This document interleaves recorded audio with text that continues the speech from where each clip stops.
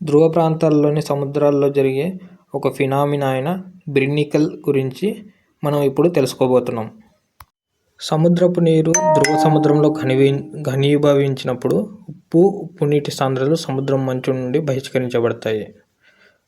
దీనివలన దట్టమైన అత్యంత చల్లని ఉప్పు నీటి ప్రవాహం క్రిందికి ప్రవహిస్తుంది. చుట్టుపక్కల నీటి కంటే తక్కువ ఘనీభవన స్థానం ఉంటుంది. ఈ ప్లూమ్ పొరుగున ఉన్న సముద్రపు నీటితో సంబంధంలోకి వచ్చినప్పుడు దాని అత్యంత తక్కువ ఉష్ణోగ్రత ప్రవాహం చుట్టూ మంచు తక్షణమే ఏర్పడుతుంది. ఇది బ్రినికిల్ అని అంటారు దీన్ని.